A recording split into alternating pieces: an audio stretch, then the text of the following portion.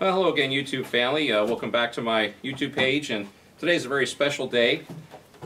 I have my son here with me who wants to photobomb my shoot. So anyway, a few months ago, probably about 6 months ago, Lothar Walther asked me if I wanted to build a Garand around their barrel, which prompted me to build this, my first M1 Garand. So very exciting day today. Trying out my freshly built M1 Garand. It's built on a Springfield post-war receiver with pretty much all Springfield parts with the exception of the Walther barrel, and also a brand new Minelli stock. They just started selling these on Stocky Stocks, and I couldn't be happier with this build. I mean, it came out beautiful, looks like a brand new rifle, and yeah, and he likes it too. So, so I tried this in a hackberry wood stock at first, and it shot really, really good. So, but I saw the Minelli stock, and I really wanted to give that a try as well. I'm also fortunate enough to have a match grade less tam sling. So if you can get your hands on one of these, they're absolutely wonderful.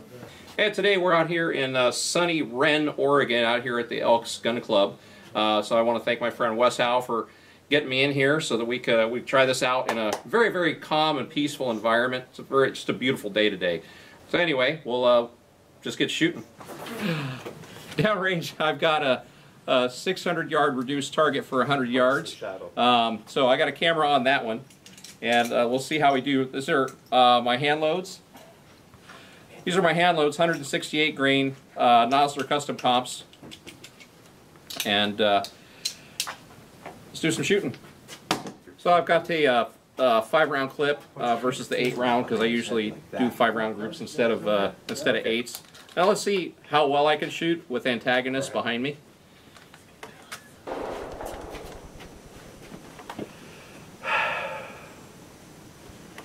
2 inches high, dead on. Okay, now let him make his movie. I mean, that's what it's supposed to hit. It's 2 inches high. Take a look. Right? Straight line. No, it's pretty funny. 2 1/4. 2 1/4 of 100. Times 200. No, 2 1/4. Yeah, let's just cut right. And 2 1/2 high. Make the duplicate, then I only will need to shoot 1 or 2 of the other ones. Yep.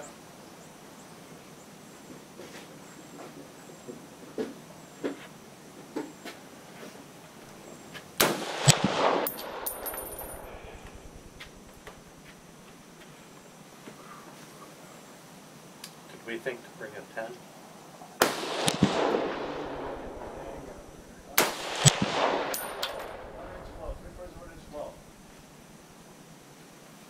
This first shot. Oh, first shot. Yeah. Well, I can remember it. I just didn't want to. Going, holy crap. Not dead center. Still dead center.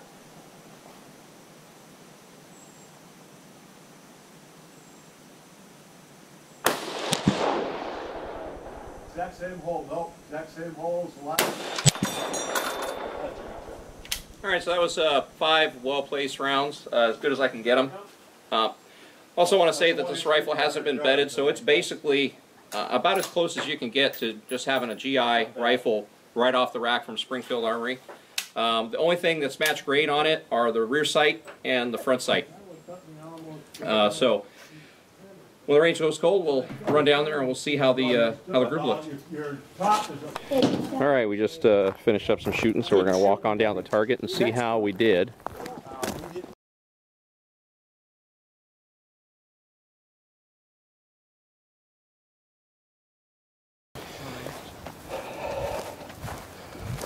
So we're coming up on the target. Looks pretty good from here. There's the GoPro. Right there. That's still filming.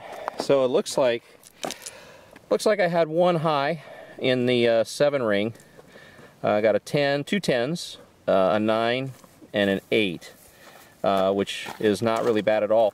This was my first test target, which seemed to be a little bit better. I had 2 X's, a 10, and 2 8s.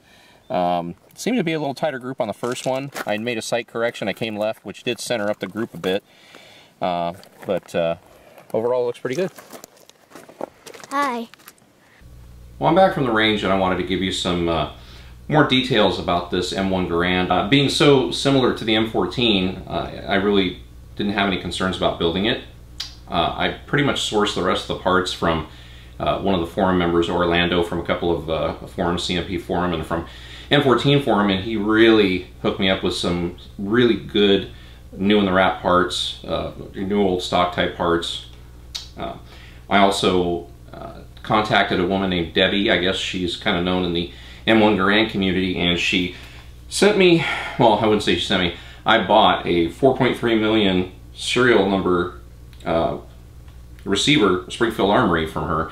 And I got to tell you, this receiver, she said it was completely untouched, unfinished since it was in service, and it looks like a brand new receiver. So I'm really, really happy with how this rifle turned out. It turned out, I mean, this, to me, in my mind, if you were to go back in time, if you invented a time machine and went back to Springfield National Armory and picked up an M1 Garand post-World War II, this is what it would have looked and felt like. So I would consider this to be a premium M1 Garand. I don't know what, you know, somebody wants to call this a match grade or whatever. I'm just considering it a high-end M1 Garand.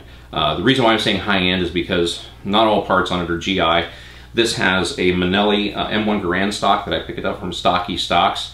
I was really impressed by the figure of the wood, and I was really impressed by the fit. It's just an absolutely gorgeous stock.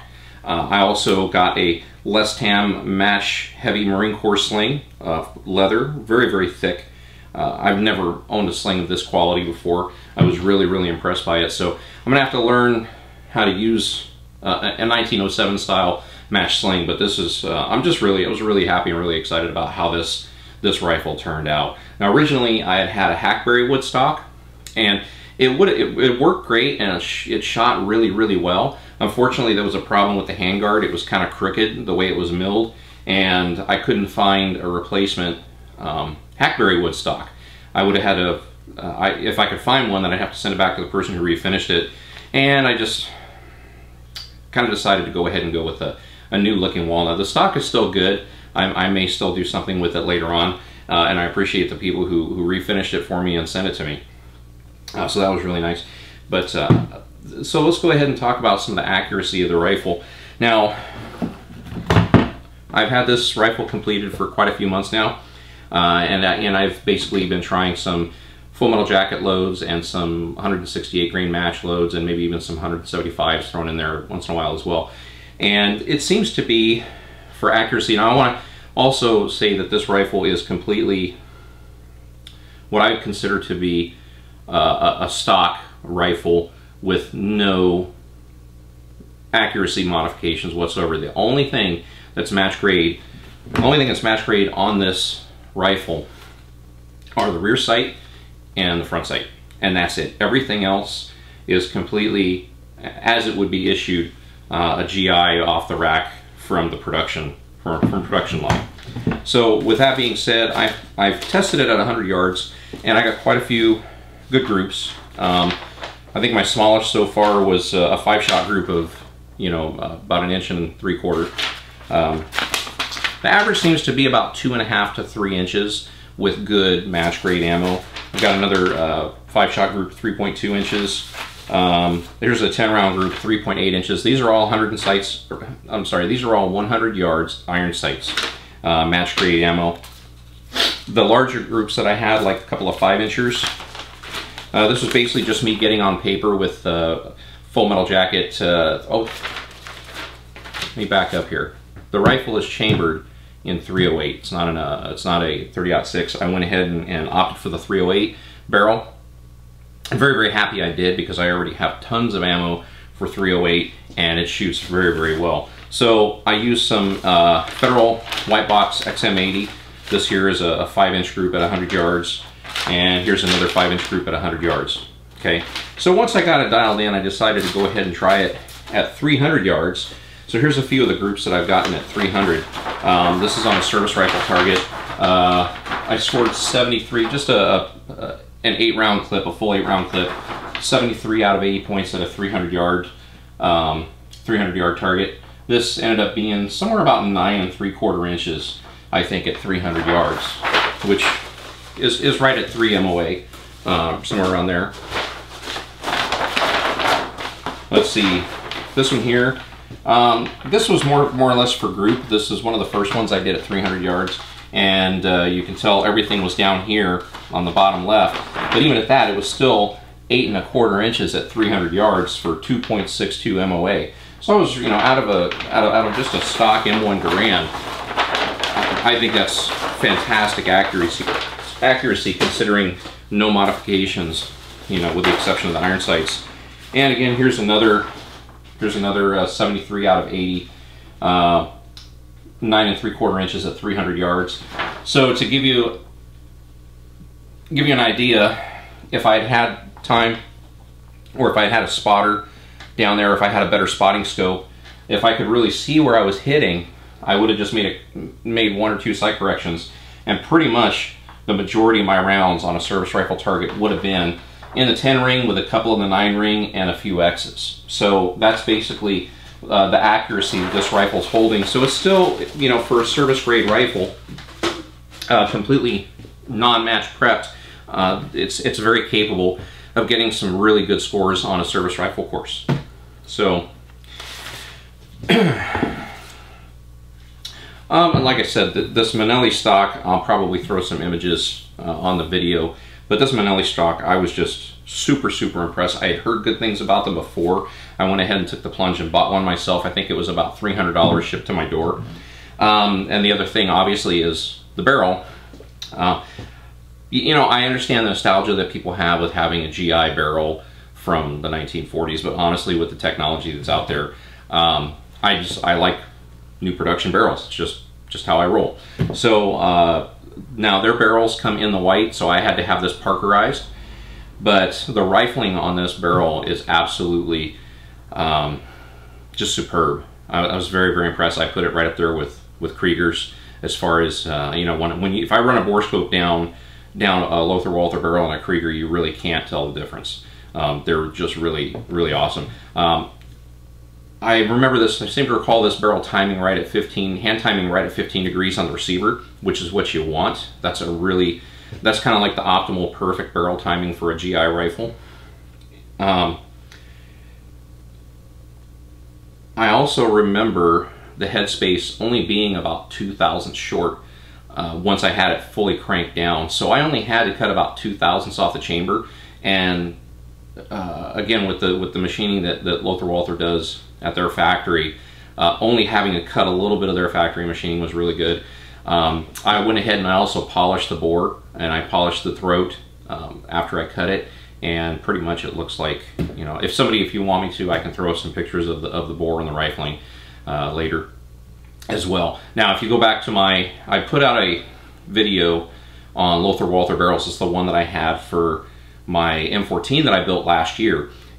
Basically, I could run a bore scope down this, but it's going to look exactly like the video that I already posted there. So if you want to know what it looks like, check out my Lothar Walther bore scope video, the Tesla bore scope video that I did with a Lothar Walther barrel. That's basically how smooth that this one is. And the other thing that I noticed, I recently took that M14 barrel that I have from Lothar Walther, and I decided I'm going to double lug the rifle, so I had to remove the barrel. I cleaned it up. Really, only a couple of patches is all I needed of this Bortec copper remover, and also the Bortec eliminator, and it came clean so fast.